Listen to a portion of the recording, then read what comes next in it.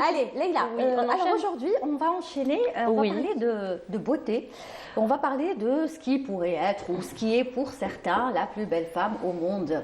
Qui n'a pas rêvé d'être une Cléopâtre? Absolument. Aujourd'hui, on va parler de Cléopâtre, mais on va parler de Cléopâtre dans un contexte contemporain actuel, puisque Netflix sort un documentaire signé Jada Pinkett Smith, donc Madame Will Smith, qui a incarné en fait à l'écran une Cléopâtre noire. Oui. Et ça a créé toute une polémique autour de cela. Et peut-être que dans la représentation ou dans l'imaginaire collectif égyptien, une Cléopâtre ne pouvait pas forcément être noire. À rappeler que Cléopâtre est un titre, mais la Cléopâtre que nous connaissons tous, que nous adulons, qui a bercé un peu notre enfance, c'est la Cléopâtre 7, donc septième de sa lignée, qui était en fait une dynastie, une lignée de ptoléménienne, donc grecque, d'origine grecque. Mais ce qui est important de dire, c'est que l'Égypte antique, c'est des dizaines de décennies, qui s'étend sur des milliers d'années. Donc on est en Afrique, donc forcément, il a pu avoir une Cléopâtre ou une pharaon de couleur noire. Oui. Cléopâtre, son père était grec, ça c'est sûr, donc forcément de couleur blanche, mais il existe très peu de données sur la maman, l'origine de sa mère, son ethnicité et aussi sa couleur de peau. Donc ça a un peu dévisé la toile pour des pour et des contre, mais moi je me pose la question suivante, je me dis que quand il y a eu une Cléopâtre blanche, même très très blanche, moi je pense à Bellucci, mais bien avant elle on pense à Elizabeth Taylor. Est-ce que Bellucci ou Taylor incarnerait beaucoup plus les canons de beauté égyptiens qu'une Cléopâtre noire? Donc c'est la question que je me pose. Et parfois, en fait, les Égyptiens mettent un peu en avant leur africanité, parfois un peu moins, à rappeler que l'Égypte antique s'étend sur plusieurs royaumes.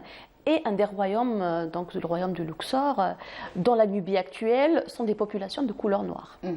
Donc tout ce qui est le royaume de Méroé. Donc ça tombe sous. Elle aurait pu être noire, métisse. En tout cas, celle qu'on a vue, bon là c'est bien sûr Elizabeth Taylor. On sait tous qu'Elizabeth Taylor hors catégorie. Un œil bleu et un œil gris aux couleurs agate, un peu violine. Pas que la couleur. Elle a un œil d'une couleur et un autre œil d'une autre couleur. Donc c'est vraiment la beauté par excellence pour certains ou pour d'autres. Pour certains, parce que ça aussi, les canons de beauté, c'est très subjectif. Tout à fait. Ça change d'une époque à une autre. Sur l'autre affiche du film qui fait, j'imagine, polémique.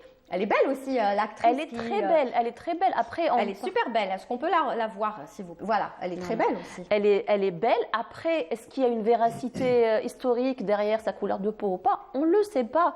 Chose est sûre, en fait, si les Égyptiens se sont un peu renfoncés parce qu'elle est un peu plus noire que la plupart des Égyptiens, je pense que d'autres Égyptiens s'identifient à elle, ce qui est très important. Moi, chacun est libre. Voilà, je reprends, ou là, je paraphrase mon ami Hicham Aoud, qui est journaliste égyptien, région nubienne, donc il est noir de peau, et il dit cette Cléopâtre me représente au-delà peut-être de la dimension historique, au-delà de sa lignée qui n'était pas 100% égyptienne mais métissée. Donc il est lui aussi, il était au vif au cœur du débat. Après c'est partagé, chacun. C'est partagé. À sa conception de la Cléopâtre. Absolument. Celle-là est très belle. Très belle, oui. Voilà. C'est tout? Oui, je pense c'est tout. En tout cas, merci de nous avoir ramené ces deux bombes ici à l'écran. Par les images. Franchement, qu'elles soient l'une ou l'autre, elles sont belles toutes les deux. Absolument. Voilà, et Cléopâtre de toute façon restera toujours une femme une icône qui fait rêver jusqu'au jour d'aujourd'hui. Qui est la mère de Cléopâtre Sélénée.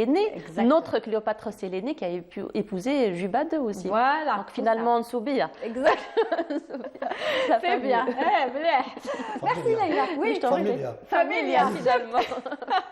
Merci beaucoup Leïla, c'était super passionnant. Donc la polémique continue finalement. Elle continue, elle fait. Beaucoup. Oui, ça jase beaucoup. Le film est sorti. Le documentaire vient de sortir. C'est un documentaire c'est un documentaire romancé, on va dire un doc-fiction. Fiction. Il vient de sortir et en ce moment. On attendra un petit peu et puis on pourra y revenir pour voir s'il a vraiment été suivi, s'il a continué à faire sa polémique ou pas.